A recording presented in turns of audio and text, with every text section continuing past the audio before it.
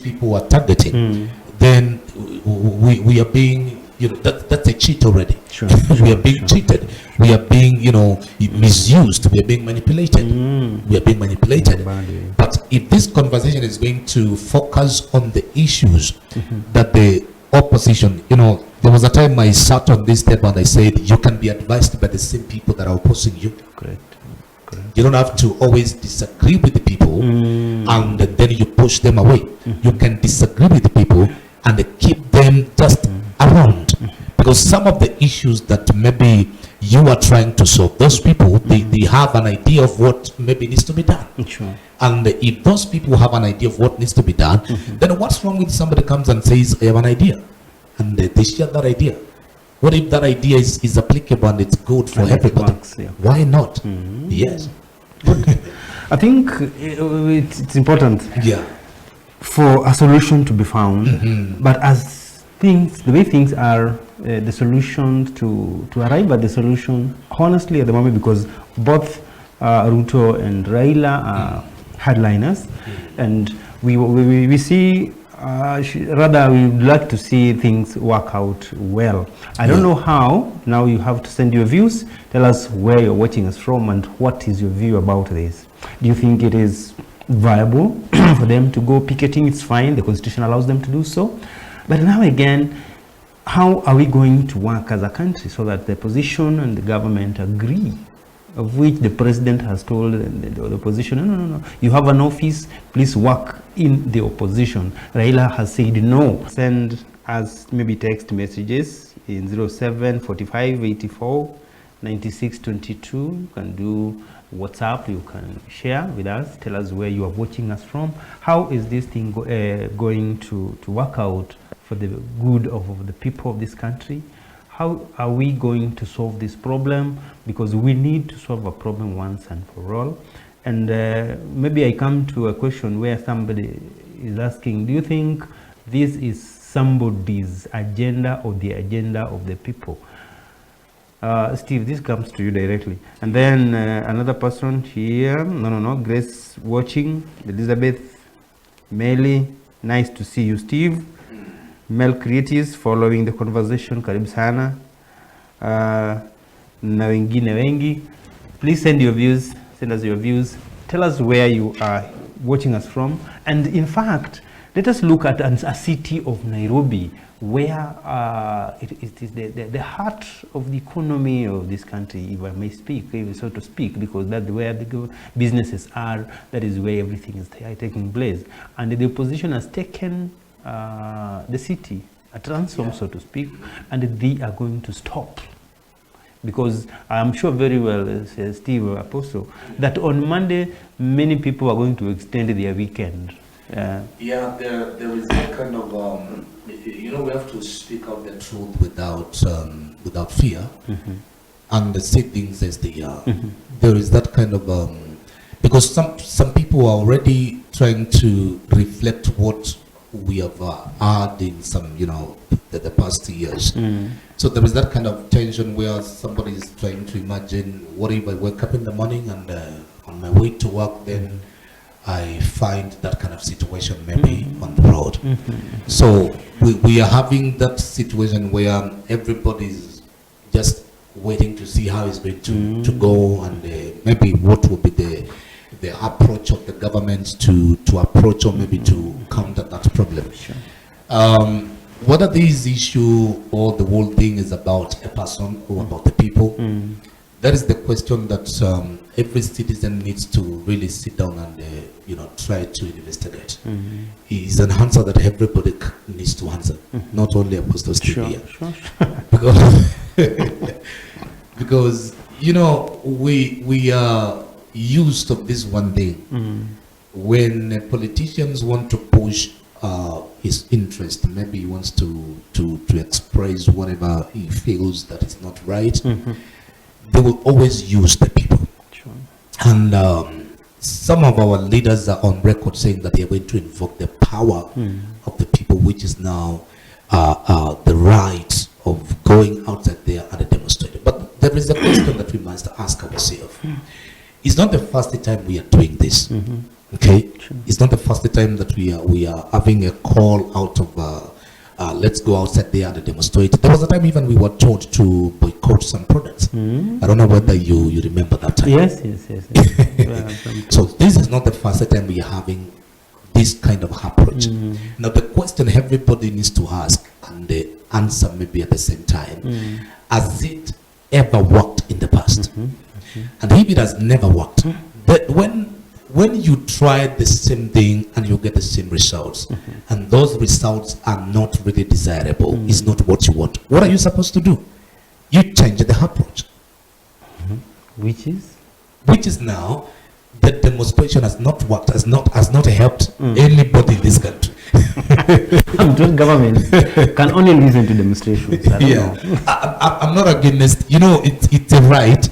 It's a right allocated in the constitution, and I think even our opposition leaders are capitalizing on that. But again, we have to be honest enough to face the reality and be able even to anticipate and say, after you do this, then you can expect this. Correct. Okay. Yeah. So we know the outcome of what maybe will be happening on Monday. If they go on with the plans of demonstrating, and the whole thing is about going to State House, I don't know whether we are going to State House to drop. State House is not a judicial house. No. That is an executive house. There are places where we can assemble and present our petition. And those places, everybody knows where those places are located. They are not located at State House. So this is purely an abuse of democracy. If I can authoritatively state it like that. To me, it's an abuse of democracy. Because if you want the right thing to be done, then you have to be the first person to do the right thing. If you can walk in the right way, and then somebody there does something that is against what is right, then you have the moral authority to correct that other person. But if you cannot walk on the path of the justice, you cannot walk on the path of the rule of law, you cannot walk on the path of making peace, then you don't have the moral authority of trying to correct or rebuke anybody that is not doing that. So what I can say for now, I am not sure whether this whole thing is about us. It could be about me and not us. It's a matter of an individual or an interest of somebody. Oh yeah. Yes. When you talk about the abuse of democracy, now I think democracy, I think in our previous shows, when we were talking about rule of law, democracy, and such growth, we also discovered and uncovered the fact that some people in Kenya are democracy themselves individually. If they speak, then that is democracy too. That is democracy. Yeah. And things don't happen as per their definition. Yes. Then, according to them, democracy has not prevailed. Let me say this. Brother Paul, even when you are married and you have a wife, you cannot just wake up in the morning and carry that woman and take the woman to her parents and then say to the parents, I am tired of this woman and I've returned your daughter. Yes. First of all, they will have to ask you some questions. Yes. What could be the reason that maybe has led to you returning our daughter? There is a process that someone has to go through before they arrive into a conclusion that this matter has no remedy. Okay. Now, we have not yet witnessed any petition in any institution. Okay. Because if that maybe is the case, like we want to solve the issues to do with either maybe somebody is misusing the power or misusing their office, and that's why we are having the cost of living, or maybe somebody deliberately has refused to do what they're supposed to do so that to serve the Kenyans. There are institutions that you can approach and they petition those kind of issues. For instance, we all know that the issues of budget are not debated in State House, are debated in the floor of the House. Actually, let me say this one. Right now, even the current president that we have, I'm very sure our president knows that there are things that he cannot even just wake up in the morning and make that decision. They have to be taken in the parliament. Sure. We have a government that the style of it is the parliamentary system, where the budget is, we are talking right now, is being debated in parliament. Sure. And if maybe there is something that needs to be done that can lower the cost of living, then that thing can only be done in one place, and that is the place where the debate is happening, not in the street. Let's not lie ourselves.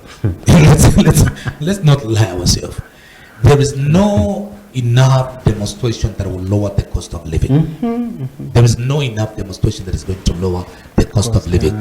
But if we can use the right channels, you see, if, for example, the opposition leaders have maybe attempted maybe to petition something, they tried to maybe petition, and then maybe the petition does not maybe go through, and they take the same issue on the floor of the house, and the issue maybe does not go through, then at that point, if they call the demonstration, we will understand them. We will understand them, because at that point maybe they will say, we have tried to petition this issue, and the judiciary did not listen to us. We have tried to use the channel of parliament, and the parliament did not also listen to us.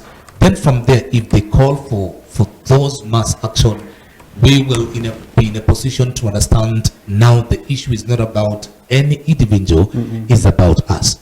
But right now, we haven't seen that. We haven't seen that. It has not yet come out. Yeah. And things cannot be only right because they have been done according to your definition. You have to get to a point where, if you're talking about democracy, you have to get to a point where you also respect the opinion of other people. Of other people. Yes. Okay. I think we are looking at